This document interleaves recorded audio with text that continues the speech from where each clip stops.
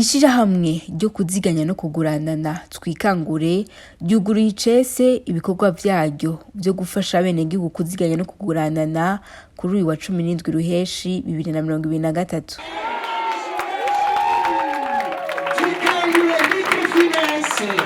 Ni iciyumviro catanguye mu mwaka wa 2019 yari kirimba c'ugwaruka rwagiye hamwe kugira rwironderera akazi. Mu kiringo c'imyaka 4 gusa ngabo barashitse mu mugwi wa mbere w'amashirahamwe yo kuziganya no kuguranana arico bita première catégorie. Ikaba ya kabiri ishitse muri ico cicaro mu kiringo gito imaze irangura imirimo. Twikangure microfinance imaze gutanga ingurane irenga miliyaridi 8 n'imiliyoni 138 y'ibihumbi 2011 kubene igihugu bangana ibihumbi 2,828 n'imigwi ingana 108. Ikira gishinga twikangure ni ugutera mu iterambere rusangi, korohereza abenegihugu mu kuronka ingurane hamwe no mu kurwanya ubushomeri.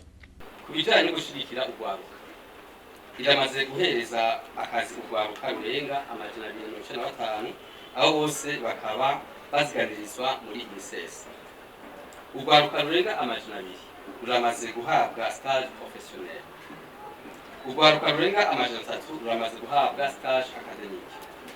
Tutibagiye ko mu banywanyi ufise harimo abikorera kwabo n'abakozi ba leta atari bake. Tukaba dusaba abajejwe intwaro gushigikira mu guhimiriza aho barongoye kutwitura kugira ngo baziganye bongere baronke ingurane ku giciro kitavuna bageze bikenewe. Hambavu y'ivyo twikangure izokomeza kwigisha abenegihugu uburyo bwo gukoresha neza amafaranga, kubahimiriza kuziganya mu mashirahamwe yo kuziganya no kuguranana hamwe no gukoresha ubuhinga bwa none mu vyerekeye guhanahana amafaranga. Mbere dufise nuko tubandanya tworohereza abenegihugu mu kuronka amaserivisi ajana na microfinance, cyane yuko no munsi muri leta yacu bahamagara abenegihugu kutabika amafaranga muhira bakabika mu microfinance no mu mabanki yabigenewe. Rero intumbero ya mbere nuko twabana twigisha abenegihugu tubahimiriza kubika amafaranga ku makonti babika muhira, hama kaduhimiriza abenegihugu kandi kwijukira gukoresha uburyo amafaranga batakoresha en cash cyangwa mu ntoke nk'ibituma virement cyangwa uburyo chèque. Tukabahimiza kandi gukoresha uburyo bwa finance digital no gukoresha amatelefone bana amafaranga. Tukabahimiza kandi n'inyigisho no kwita mu education financière ijyanye no gukoresha amafaranga neza. Twikangure ivutse hageze munani rw'amashirahamwe kuziganya no kuguranana tuzonezerwa twumvise muri za nyigisho zo guhugura abakozi batangurariro bwiza kuri twikangure. Salvatore Nitunga yaserukiye urunani rw'amashirahamwe yo kuziganya no kuguranana RIM muri ivyo birori. Urunani ruranezerewe no kwakira umwana agira 46 mumukomera amashi. Umwana byose agira 46 murundi rero ngaha ndashimangire nk'urunani rw'amashirahamwe yo kuziganya no kuguranana rimwe tuzonezerwa cyane usumba uno munsi igihe muri bya vyigwa byo gukarihiriza ubwenge abakozi bazotanga akarorero bati twikangure microfinance n'akarorero mu byerekeye intwari ibereye, n'akarorero mu byerekeye kwakira neza abakiriya bayitura, nimboneza mu byerekeye ibiharuro mu gutanga ingurane zerekeye uburimyi. Ibikorwa nk'ivyo ngo nivyo gutegwa amashurwe mbere bikanashigikirwa kuko bifasha mu gushira mu ngiro imigambi ya leta y'iterambere na cane umugambi w'umukuru w'igihugu uvuga ko umufuko wose woronka amafaranga n'umunwa wose ukaronka ico ufungura.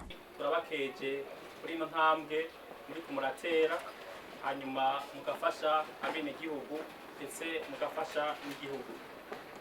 Turakeje kandi irishirahamwe yo kuziganya no gutanga ingurane ntono twikangure microfinance kuri intambwe riteye kuko nkuko mwavyumvise batanguye ari abantu bari hamwe bahana hagati yabo ingurane bivuye ku mahera baba begeranije hagati yabo hanyuma bakaza barahana utugeni duto duto, ariko murumva yuko bavuze bati by'ukuri aho tugeze turi bato cyane rwose, aho tugeze ku ngorane turiko turahana n'inkono cyane rwose, ati reka tuje mu rugezo rukuru ariko rwo kwitwa microfinance de première catégorie, niko rwego rukuru ruhari mu mice novuga y'ama microfinance canke y'amashirahamwe ajeje gutanga ingurane ntono ku bene igihugu ukomeye cyane rwose hano mu gihugu cyacu cy'u Burundi.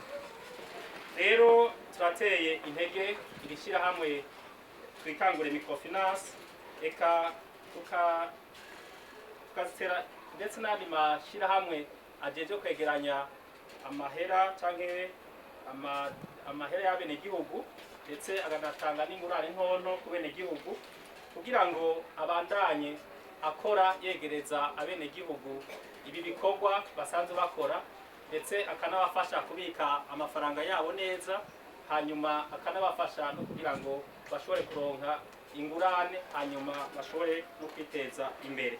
Tubibutse ko mu ntumbero yo korohereza abahurumbira ishirahamwe ryo kuziganya no kugurana na Twikangure yashize ivyicaro vyaryo mu ntara hagati bigera kuri 33.